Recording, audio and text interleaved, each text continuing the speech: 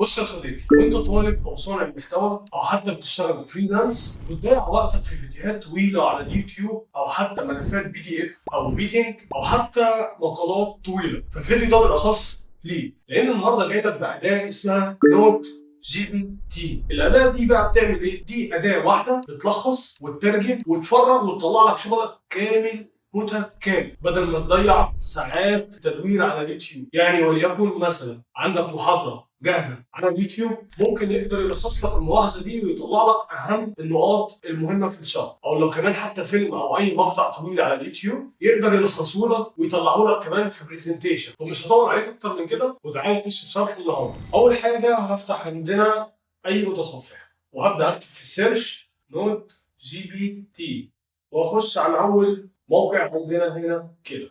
الموقع ببساطه دي هو الموقع واجهته بسيطه جدا، وهقول لك ازاي نقدر نستخدمه. اول حاجه انت ممكن تضيفه كبلجن للمتصفح بتاعك. انا هبدا اسجل في الموقع وارجع لكم تاني. اول حاجه دي واجهه الموقع، وبالمناسبه هم عاملين خصم 50% على اي اشتراك جديد بمناسبه السنه الجديده. اول موقع بيشتغل ازاي؟ تعالوا مثلا هنا نحوله باللغه العربي علشان تكون الدنيا واضحه قصادنا كده. لو معاك فيديو يوتيوب تقدر تلخصه وتقدر تطلع كمان منه النصوص. طب ده ازاي؟ تعالى اقول لك. وليكن النهائي بتاع الارجنتين وفرنسا ده، او حلقه حتى للدحيح، هبدا اخد كوبي كده النهائي بتاع الارجنتين وفرنسا، وهبدا اخش على الملخص هنا. هتبدا تديله اللينك وهقول له انشاء ملخص. هتلاقيه طبعا بيحمل معانا هنا بسرعه رهيبه، ويبدا هنا يطلع لك، هقفل بس الصوره دي، يبدا هنا يطلع لك النص اللي كان في الفيديو الكامل اللي كان حتى مدته اكتر من نص ساعه. طلع لي النص هنا وطلع لي هنا الملخص بتاع الفيديو كامل، طبعا بالثواني، في الثانيه 2 للثانيه 46 اتقال 1 2 3 4 5 نقط مهمين. طبعا ده انت لو طالب ومعاك حلقه كامله تقدر تلخصها في الوقت البسيط قوي ده. طيب هل بس يقدر يطلع لي الكلمات ويقدر يلخص لي؟ لا، انا عندي هنا ممكن يعمل لي حاجه اسمها بالعربي خريطه العمل. تعالوا نشوف كده. هبدا اكبر معايا الصوره. شوف، بيقول لك ان هنا ملخص الحلقه، اسم الحلقه. طيب الحلقه بتتكلم عن ايه؟ اول حاجه عن الملخص واداء اللعيبه وردود الفعل. الملخص ايه هو؟ ان النهائي ده كان 2022، كان في استاد لويس، كان بيجمع ما بين الارجنتين وفرنسا، وفي استاد لوسيل. الارجنتين سجلت اول هدف بتألق ليو ميسي وانخيل دي ماريا. لخص لك الموضوع كامل. طبعا ممكن تدوس هنا كوبي، او ممكن تحمله عندك كصوره او كPDF جاهز. وغير كده ممكن اخش هنا على اداه AI واساله عن اي حاجه في الحلقه دي. يعني وليكن كم مره اتقالت كلمه امبابي في الحلقه. شوف، هيبدا يقول لك كم مره اتقالت كلمه امبابي في الحلقه دي. بيقول لك تم ذكر كلمه امبابي في الحلقه 18 مره. انت شايف العظمه؟ انت تقدر حتى تذاكر منه. وليكن ازاي معاك حلقه تقدر تحط الحلقه وتقدر تساله وتجاوب وتطلع لك ملخص كامل. هل بس كده دي مميزات الموقع؟ تعالوا نخش في ميزه ثانيه. شوف الميزه الثانيه هنا، بيقول لك ممكن يحول لك اي فيديو لنص، مش كمان فيديو يوتيوب. يعني انت ممكن تديله فيديو عندك على فلاشه وليكن ويترجمه لك لنص كامل. ممكن بقى يحول لك النص، ممكن يحول لك النص لفيديو، وممكن يحول لك الصوت لنص مكتوب. طيب في ايه تاني؟ في ملخص الذكاء الاصطناعي. هنا بقى دي حاجه رهيبه جدا. ليه؟ لو انت معاك مثلا PDF او معاك مثلا كتاب، يقدر يلخصه لك. مش بس يوتيوب يقدر يلخص لك الفيديوهات، لا، يقدر يلخص لك الPDFات والكتب. ولو كمان عندك صوره مكتوبه يقدر يلخصها لك ويطلع لك الملخص. يعني هو بيلخص الملخص كمان.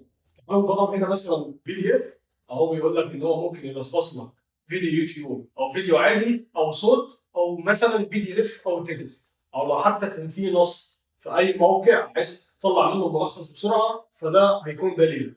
هو طبعا حاطط لي امثله هنا كده. ده كتاب انا كنت محمله بالانجلش. تعالوا ندوس عليه كده ونشوف هيلخصه لنا ازاي. الكتاب ده PDF بسيط كده، لخصه لي شوف معانا هو كده بيبدأ يلخص لي الكتاب، وبيقول لك هو هنا بيتكلم عن ايه. والجميل كمان انه بيقول لك الكتاب ده اسمه كذا، وهل ليه ملخص على النت، وبيبدأ يكتبها لك واحدة واحدة عشان لو انت بتكتب وراه اكتب عادي بالراحة كده. والكتاب بيتكلم عن ايه، والخلاصة للخلاصة. انت واخد بالك؟ تعالوا نجرب مثلا حاجة تالتة هنا كده قبل لما نخش. نجرب هنا حاجة تالتة قبل لما نخش على الميزة اللي أنا كنت مستنيها في الموقع ده. طبعا هنا أصوات الذكاء الاصطناعي. يعني إيه؟ يعني لو معايا PDF ممكن أديهوله وهو يبدأ يشرحه لي بصوته، أو لو كمان في بودكاست، أو كمان يقدر يعمل لي الكلام ده في بودكاست بالذكاء الاصطناعي ويحول لي النص لكلام، ويعمل لك حتى صوت بالذكاء الاصطناعي. أنت شايف العظمة؟ طيب مبدئيا كده المواضيع دي انتوا فهمتوها كامل في الموقع. انا حابب ايه كمان في شغل يسهل لي عليا الدنيا. اولا صور الذكاء الاصطناعي. شوف انت لو معاك صوره ممكن يشيل لك الخلفيه، ممكن يغير لك الملابس، ممكن يغير مود الصوره من الصبح بالليل، ممكن كمان يعمل لك رسمه كامله عباره من برومت اللي 1 2 3 مراحل البناء. وكمان لو عندك شخص في الصوره يبدا يشيل لك الشخص ده، ولو كواليتي الصوره يقدر يرفعها لك ويوسع لك الصوره ويغير الملابس. كل ده عن طريق الذكاء الاصطناعي، وفي اكتر من موديل. طب لو جينا هنا مثلا اخترنا الصوره دي، اقدر اقول له مثلا بالبرومت شيل لي الكائن اللي في الصوره، او اقدر مثلا بالبرش اقول له شيل لي حاجه معينه في الصوره.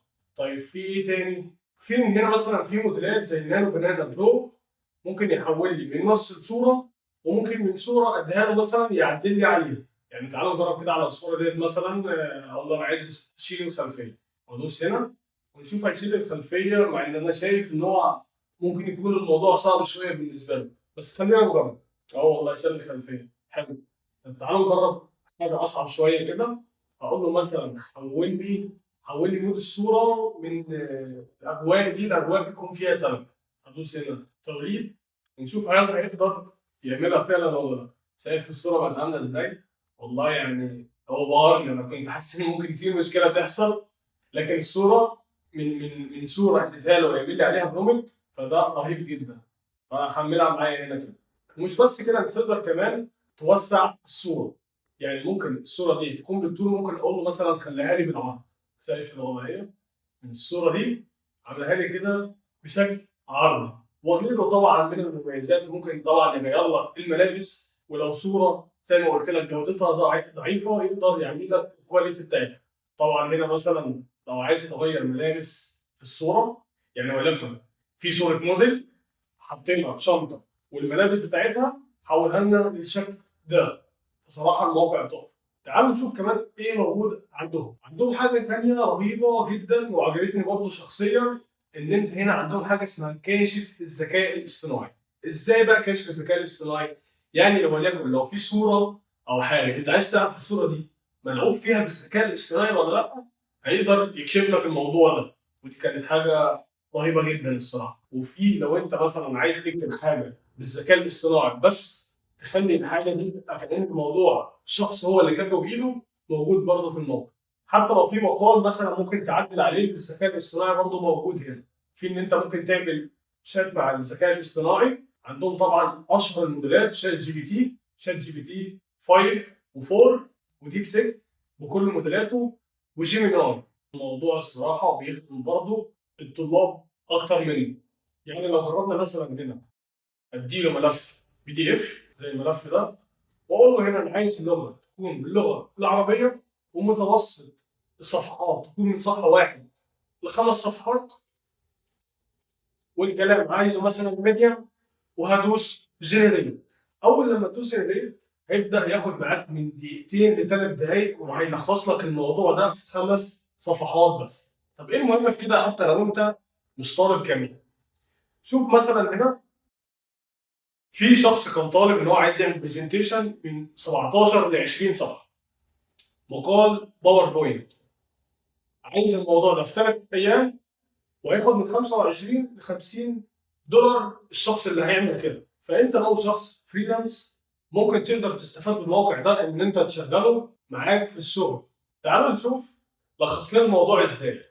اول حاجه قبل اسم المنصه اللي انا واخد منها PDF، ونظرة عامة كل الكلام طبعا باللغة العربية ما فيهوش أي غلطة نهائيا. نانو بنانا بقى طبعا بيكتب باللغة العربية دلوقتي انتوا عارفين. طيب خدماتنا لخصوا لنا في 5 ورقات حلوين جدا. ايه هي الخدمات اللي بيقدمها الموقع ده؟ نفس البي دي اف اللي انا كنت حاطه، وازاي تقدر تتواصل معاهم، وملخص عام 5 صفحات تقدر تحملهم هنا كبي دي اف او كصوره. وفي النهايه يا صديقي رايي الشخصي ان اداه نوت جي بي تي مش اداه رفاهيه، لان انت زي ما شايف قدامك ان انت ممكن تشتغل عليها وتطلع منها فلوس، او ممكن تلخص لك وقتك، او حتى لو انت طالب ممكن تذاكر من الاداه دي. فلو جربتها صح هتوفر عليك ساعات يوميه. فهسيب لك الاداه في وصف الفيديو وفي اول كومنت. كل اللي عليك سيب لي رايك في الكومنتات في الاداه دي، وايه اكتر استخدام شايفه بالنسبه لك مهم جدا. وبس كده نكون وصلنا لنهايه الفيديو. اشوف وشكم على خير في الفيديوهات الجايه، والسلام.